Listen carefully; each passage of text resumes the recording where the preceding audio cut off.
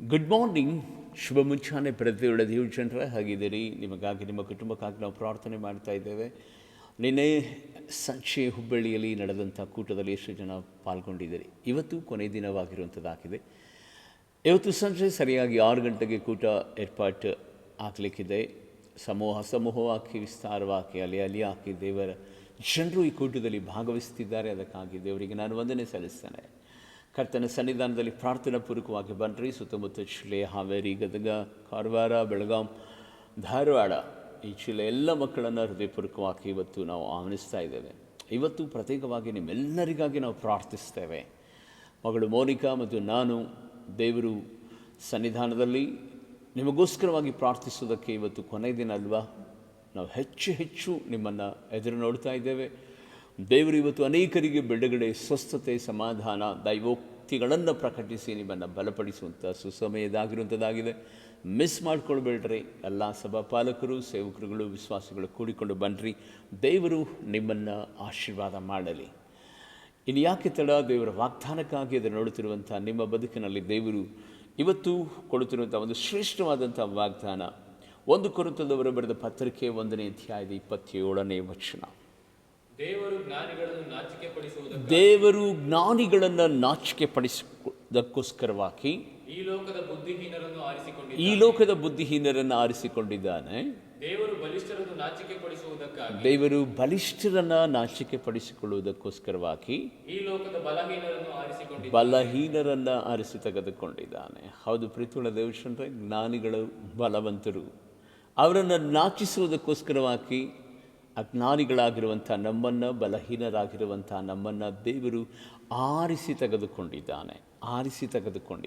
ಯೇಸುವಿನ ನಾಮದಲ್ಲಿ ಇವತ್ತು ನಿನ್ನ ಬದುಕಿನಲ್ಲಿ ನೀನು ಅಂದ್ಕೊಳ್ತಾ ಇರ್ಬೋದು, ಅಯ್ಯೋ ನನ್ನ ಮನೆ ತುಂಬ ಕನಿಷ್ಠವಾದದ್ದು, ನಾನು ಅಷ್ಟೊಂದು ಬಲಶಾಲಿಯಲ್ಲ, ನನ್ನ ಹತ್ರ ಹಣ ಇಲ್ಲ, ನನ್ನ ಹತ್ರ ತಲಾಂತುಗಳಿಲ್ಲ, ನನ್ನ ವಿದ್ಯಾವಂತನಲ್ಲ, ನನಗೆ ಜ್ಞಾನ ಇಲ್ಲ, ತಿಳುವಳಿಕೆ ಇಲ್ಲ, ದೇವರಿಗೆ ಸ್ತೋತ್ರವಾಗಲಿ, ನನ್ನಲ್ಲಿ ಬಲ ಇಲ್ಲ, ನನ್ನಲ್ಲಿ ಶಕ್ತಿ ಇಲ್ಲ, ನನಗೆ ಯಾರು ಸಪೋರ್ಟ್ ಇಲ್ಲ ಎಂಬುದಾಗಿ ನೀನು ಕಳವಳ ಪಡ್ತಾ ಇರುವುದಾದರೆ ಯೇಸುವಿನ ನಾಮದಲ್ಲಿ ಖಂಡಿತವಾಗಿಯೂ ನಿನ್ನ ಮೂಲಕವಾಗಿಯೇ ದೇವರು ತನ್ನ ಮಹಿಮೆಯಾದಂಥ ಕಾರ್ಯಗಳನ್ನು ಆತನು ನಡೆಸುವಂಥವನಾಗಿದ್ದಾನೆ. ಸತ್ಯವೇದದಲ್ಲಿ ನಾವು ನೋಡುತ್ತೇವೆ, ಯಾರು ಬಲಶಾಲಿಗಳನ್ನು ದೇವರು ಉಪಯೋಗ ಮಾಡಲೇ ಇಲ್ಲ. ಯಾವ ರಾಜನನ್ನು ದೇವರು ಉಪಯೋಗ ಮಾಡಲಿಲ್ಲ, ಯಾವ ಗಣ್ಯ ವ್ಯಕ್ತಿಯನ್ನು ದೇವರು ಉಪಯೋಗ ಮಾಡಲಿಲ್ಲ, ಯಾವ ಶಕ್ತಿಶಾಲಿಯ ವ್ಯಕ್ತಿಯನ್ನು ದೇವರು ಉಪಯೋಗ ಮಾಡಲಿಲ್ಲ. ಬೈಬಲ್ ಹೇಳ್ತದೆ, ಗಿದ್ಯೋನನು ಎನ್ನುವಂಥ ಆ ವ್ಯಕ್ತಿ ಹೆದರಿ ಆತನು ಬೇಲಿಯ ಸಂಧಿಯಲ್ಲಿ ತನ್ನ ಆಹಾರಕ್ಕಾಗಿ ಗೋಧಿಯ ತೆನೆಗಳನ್ನು ಹೊನೆಯುತ್ತಿರುವಂಥ ಸಂದರ್ಭದಲ್ಲಿ ದೇವರು ಬಂದು ಹೇಳುತ್ತಾನೆ, ಎಲ್ಲ ಪರಾಕ್ರಮಶಾಲಿಯಾಗಿರುವಂಥ ಗಿದ್ಯೋನನೇ ಅಂತಾನೆ. ಆತ ಹೇಳುವಂಥ ಸಂದರ್ಭದಲ್ಲಿ ಆತನು ಹೀಗೆ ಹೇಳ್ತಾನೆ, ನಾನು ಬಲಾಢ್ಯನ, ನಾನು ಪರಾಕ್ರಮಶಾಲಿಯ. ಹೌದು, ಖಂಡಿತವಾಗಿಯೂ ಅವನು ಪರಾಕ್ರಮಶಾಲಿಯೇ.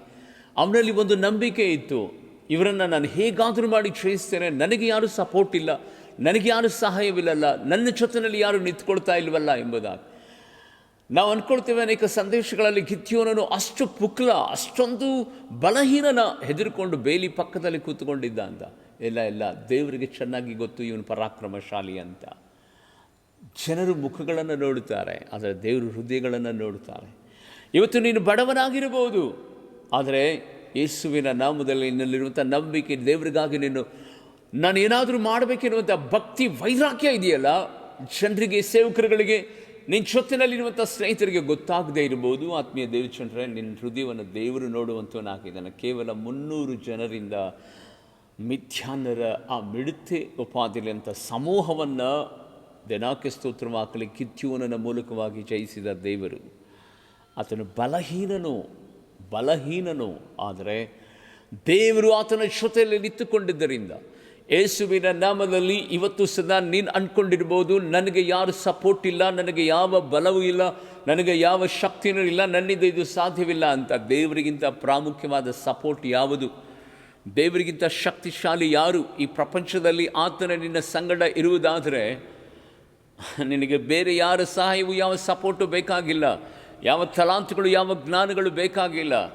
ಯಾವ ಶಾಲೆಯಲ್ಲಿ, ಯಾವ ವಿದ್ವಾಂಸರ ಬಳಿಗಳಲ್ಲಿ, ಯಾವ ವಿಧವಾದಂಥ ಜ್ಞಾನಿಗಳ ಬದಿಯಲ್ಲಿ ಕೂತುಕೊಂಡು ದಾವೀದನು ದೇವರ ವಾಕ್ಯವನ್ನು, ವೇದ ಪುರಾಣಗಳನ್ನು ಪಠಣ ಮಾಡಲಿಲ್ಲ.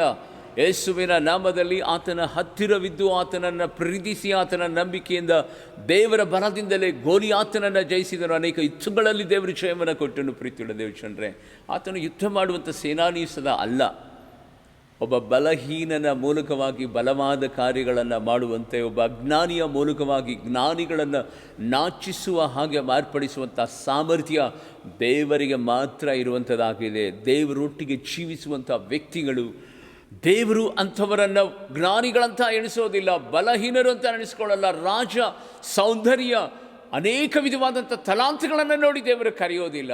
ಯೇಸುವಿನ ನಾಮದಲ್ಲಿ ನಂಬಿಕೆಯನ್ನು ನೋಡಿ ಕರೀತಾರೆ.